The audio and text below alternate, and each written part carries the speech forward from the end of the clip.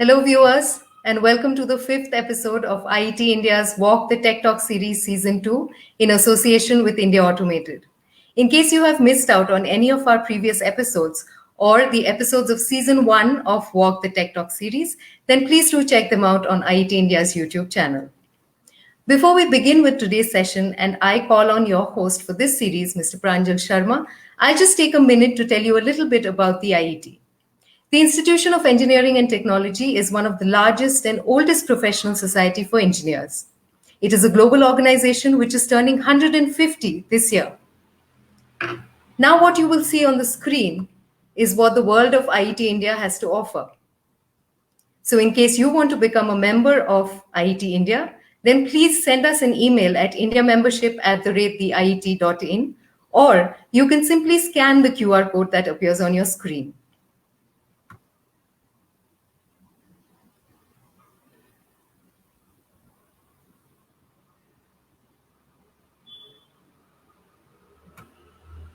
Now, without further ado, I'm going to call on your host for this series, Mr. Pranjal Sharma, the author of India Automated on Screen. And he will introduce the session for today and also our guest speaker. Hi, Pranjal. Thanks, Vijani. It's good to be back. And to all of you who are watching, welcome back to this edition of Walk the Tech Talk. So it's my pleasure now to welcome and invite Dr. Purnima Dore. She is the head of data-driven governance at Tata Trust. So, and Dr. Dore is joining us from Jamshedpur. Hi, Purnima. I hope you can hear us. I will just be away and bring her onto the screen. Hello, Pranjal, and thanks for having me here. So, Purnima, you know, there's some great work that you've done at Tata Trust on data-driven governance. You had the initiative. Give us a little bit of, understanding of what is Tata Trust doing in this field and your own role. Sure. So the Tata Trust is, as many would know, India's largest private philanthropy. And as an extension of the Tata Group, it looks at how communities can be benefited across the board. And one of the ideas is that while industry is looking at growth and development on certain parameters, how those benefits can get translated to communities right at the grassroots, both on the rural and the urban front. So as a philanthropy, that's what the Tata Trust is committed to, on how lives can change. And we have initiatives across various kinds of verticals like health, education, livelihoods, as well as geographically distributed across the entire country. Within what we do in data-driven governance, the thinking is this, that for citizens to actually access services and be part of the development story, it's important today, the way data and technology has been playing a very important role in the private sector and has been able to bring many things together, those benefits are yet to completely translate into the public space. So what, as part of the trust, what we've been trying to do is to look at how some of these solutions or some of these approaches can be used for better development outcomes right at the grassroots. So my role as the head of data-driven governance is to kind of visualize some of these solutions, work closely with our partners, with the communities that we are engaged with, and with the government as well, to see across these stakeholders how can we bring together and pilot some of these changes. So that's exciting, Purnima. I think data is absolutely critical, and governments traditionally have not been very good at that. But I think that's changed rapidly in the last few years. Can you give an example from perhaps smart cities where you do a lot of work? What's the difference that data makes to a decision in a smart city?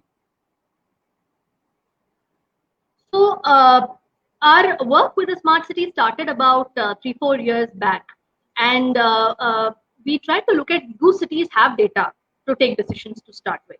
Because the city is actually a mix of so many departments. And if you look at the municipal commissioner's role, it cuts across sectors. They have to take care of municipal health, education, transport, commuting, law and order.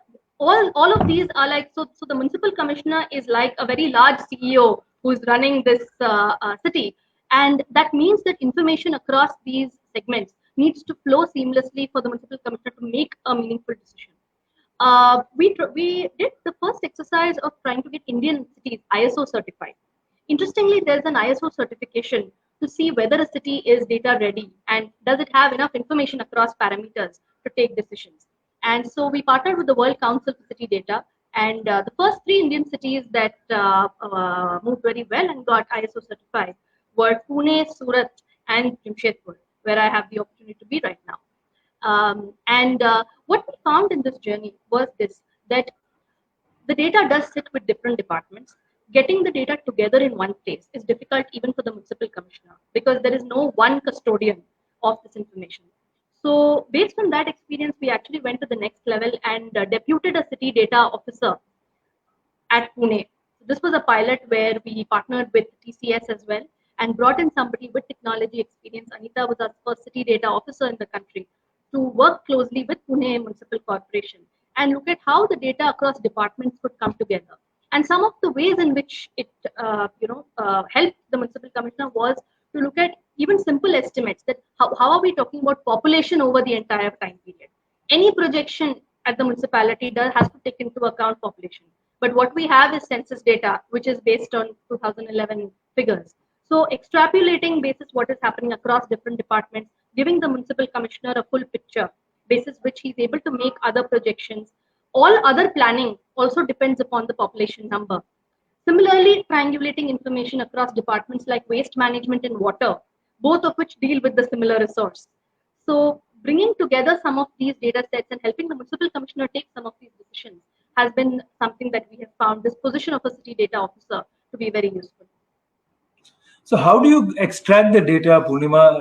Again, as you said, between sanitation department to traffic department, there are so many myriad groups. But what kind of technology is used to, extract the data and also to perhaps analyze it?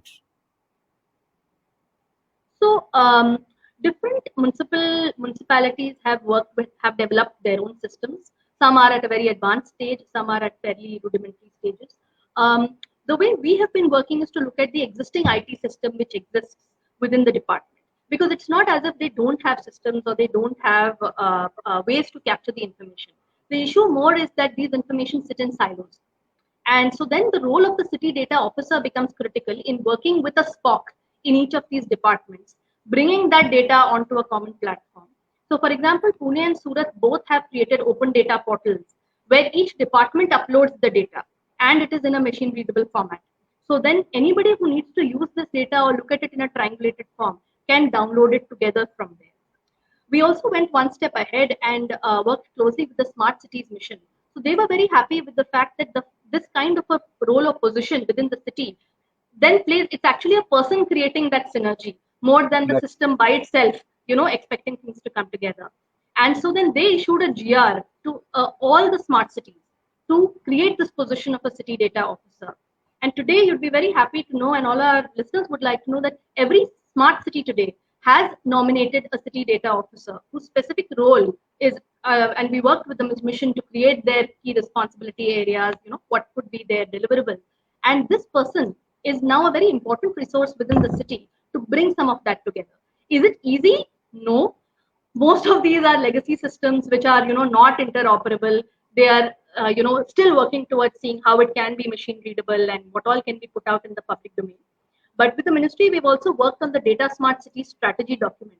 Because what we also realized is that each city trying to find its own tech solution is not going to work. Having some central guidelines is very important.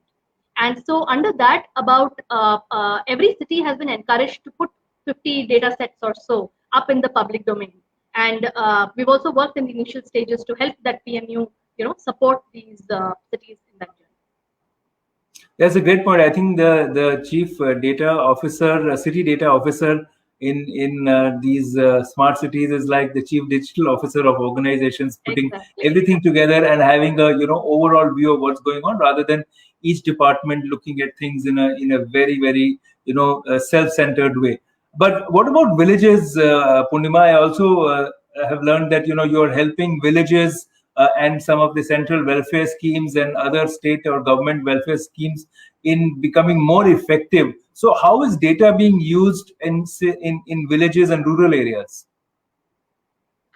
So interestingly, we found that the way in which data is handled in the rural side has been at a slightly higher level of maturity compared to what has been there in the urban side, largely because many centrally defined schemes like MG Narega and some of those have had systems wherein people have had to report information on a regular basis. However, the same problem still holds about, the person in the village does not know what are the various schemes which are available to him or her.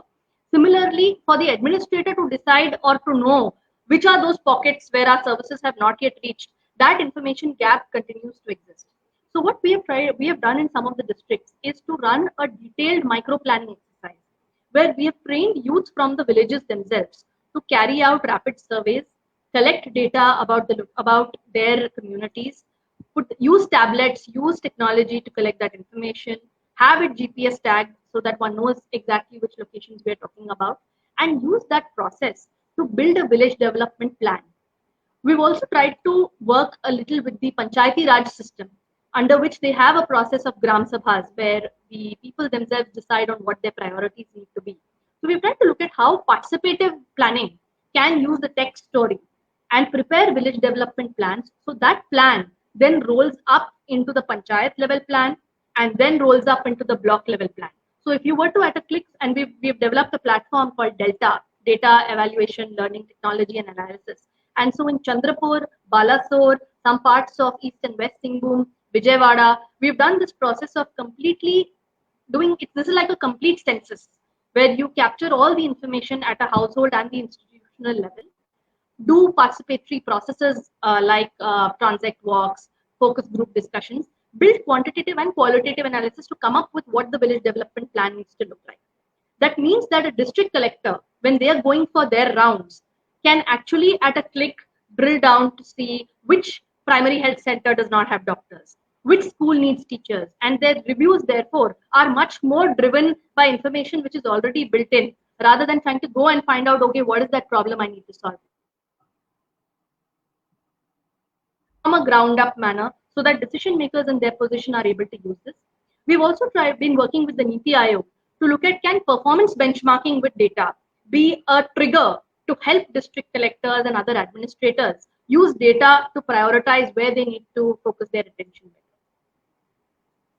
So that's fantastic, Purnima. You know that we don't have more time, but the granularity of the effort, I think, is really important, because it's really, when we're looking at smart living, it's the immediate neighborhood of communities that needs to be improved. And I think from what you've told us, data, the generation from primary source to collecting it and then taking it from bottom to the top is really making a huge difference. Thanks so much for joining us, Purnima, and we wish you more luck and a lot of good wishes for continuing this fantastic effort that you're doing across the country. Thanks so much for joining us. Thank you so much, Pranjal. It's been a pleasure to be part of this. Thank you.